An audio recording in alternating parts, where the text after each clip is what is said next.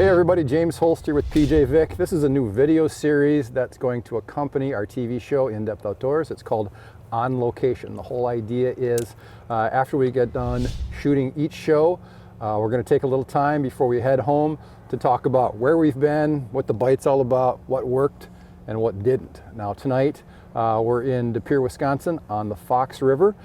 We just got off the water. We were out chasing walleye after dark, casting crankbaits, and this man has been on a pretty cool bite of late, throwing crankbaits in a way that I've just not done before. Yeah, it really is a pattern that's unto itself. I mean, there's nothing quite like it. So what we're doing out there is we're casting number 12 BX swimmers, and they, grab one of them out. Absolutely. How about two?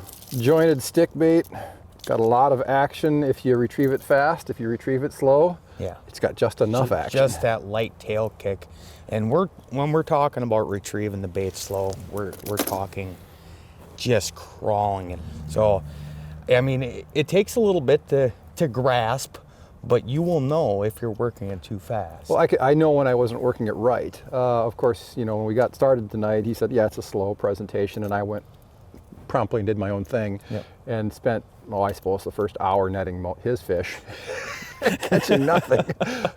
I've got to tell you, the speed at which you retrieve these baits, it actually hurts my brain. It's so slow. It should not work, but it's exactly what the fish want. And I spent the first hour tonight out there proving it. Those faster retrieves, you know, husky jerks, I was throwing shallow shads, just a bunch of different baits. Pull paws, a lot more aggressive. Zeke, nothing. I did snag a bunch of shad, which yay me, right? It really is that important. I mean, and when you talk about match the hatch, that's totally what we're doing. We're watching these schools of shad swim by the boat.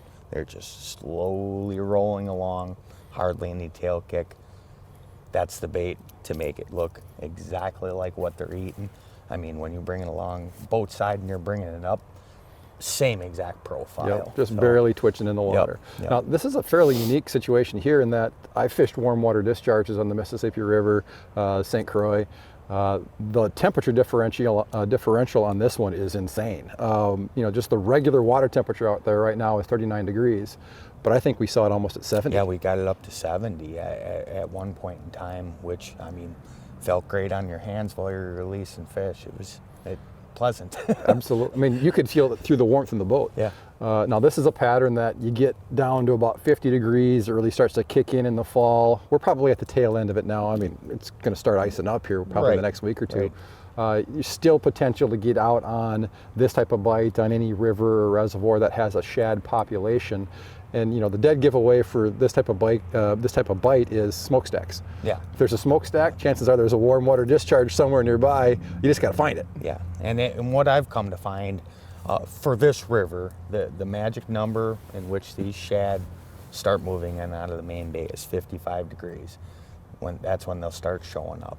It seems like when you start getting 50 and just below is when the bite starts heating up. Sure. So this show will air on Sunday. What actually ended up working against us was the same thing that really made the bite happen to start, right? So you've got that warm water coming in. You had some of the shad and shiners, actually a lot of shiners too. A lot of emerald shiners, We're grouping up in that warmer water, but then as we got later into the evening, I mean, it's about 25 degrees out right now, so water temps are getting pretty cold.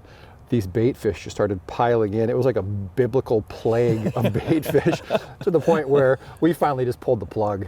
It just didn't feel like there was any chance that we were going to be able to compete with that quantity of bait fish anymore. So this is what we decided to do to spend, this will probably be our last week before ice, wouldn't you think? I would think so. It's looking like ice is coming, and I mean, what a great night. We put some awesome fish in the boat.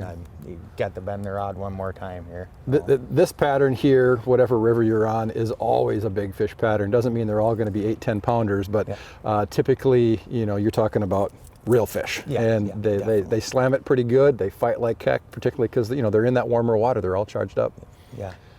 So, well, thanks for tuning in to our first On Location. This is brought to you by Reed's Family Outdoor Outfitters. They're a new partner of ours here at In-Depth Outdoors.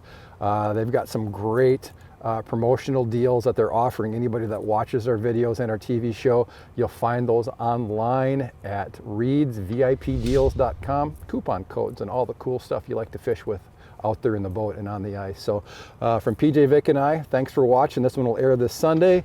Next week, we're not sure if it's going to be northern Wisconsin or North Dakota or where the heck we're going to be, but it's not going to be in a boat. It'll be out there on the ice.